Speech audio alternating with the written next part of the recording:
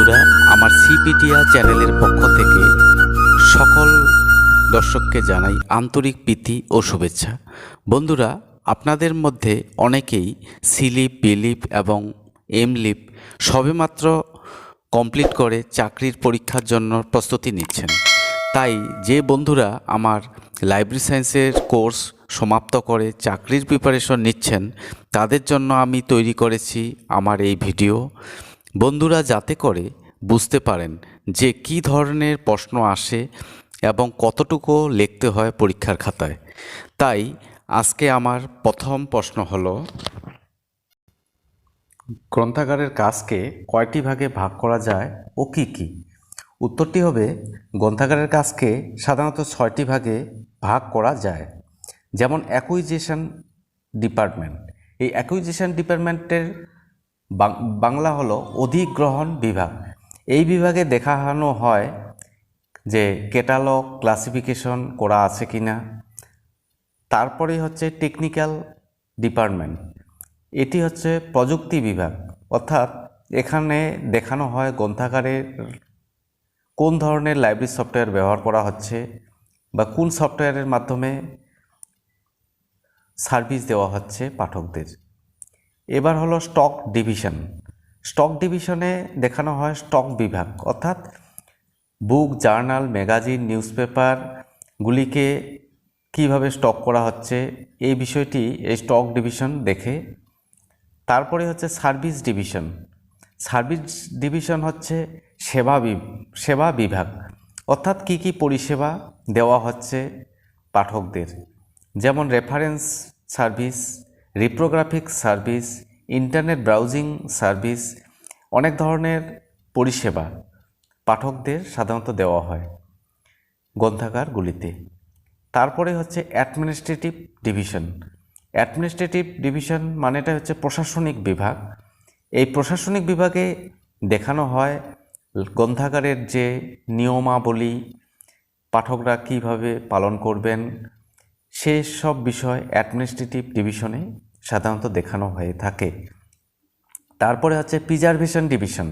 Preservation হচ্ছে সংরক্ষণ বিভাগ, অর্থাৎ বই, জার্নাল, ম্যাগাজিনগুলিকে কোন পদ্ধতিতে বা কিভাবে সংরক্ষণ করা হচ্ছে এই বিভাগে সেটাই দেখানো হয়। পরবর্তী কোশ্চেনটি হচ্ছে, গ্রন্থাগার কয় প্রকার ও কী কী? উত্তরটি হবে, গ্রন্থাগার সাধারণত 4 প্রকার, যেমন ন্যাশনাল লাইব্রেরি, জাতীয় গ্রন্থাগার, পাবলিক লাইব্রেরি জনগণের গ্রন্থাগার, একাডেমিক লাইব্রেরি অর্থাৎ বিদ্যালয়, ইউনিভার্সিটি, কলেজ গ্রন্থাগারগুলি, স্পেশাল লাইব্রেরি বিশেষ গ্রন্থাগার। এই 4 ভাগে সাধারণত গ্রন্থাগারকে আমরা ভাগ করে থাকি। এই ন্যাশনাল লাইব্রেরি হচ্ছে জাতীয় গ্রন্থাগার। এই জাতীয় গ্রন্থাগারটি যেমন আমাদের কলকাতায় রয়েছে। পাবলিক লাইব্রেরিগুলি আবার 3 ভাগে বিভক্ত হয়।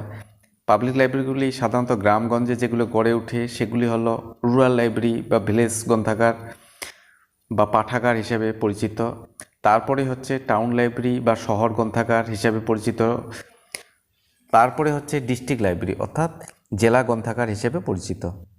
এবার বলি একাডেমিক লাইব্রেরি। একাডেমিক লাইব্রেরিগুলি সাধারণত স্কুল, কলেজ এবং বিশ্ববিদ্যালয়ে পাঠক পাঠিকাদের বা ছাত্রছাত্রীদের যে পরিষেবা দিয়ে থাকে এই গ্রন্থাগারগুলিকে একাডেমিক লাইব্রেরি বলা হয়।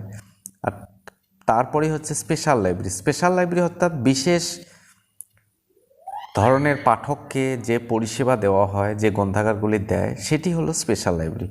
যেমন ইঞ্জিনিয়ারিং কলেজ গ্রন্থাগার, মেডিকেল কলেজ গ্রন্থাগার, কৃষি গ্রন্থাগার, এগুলি হলো স্পেশাল লাইব্রেরি।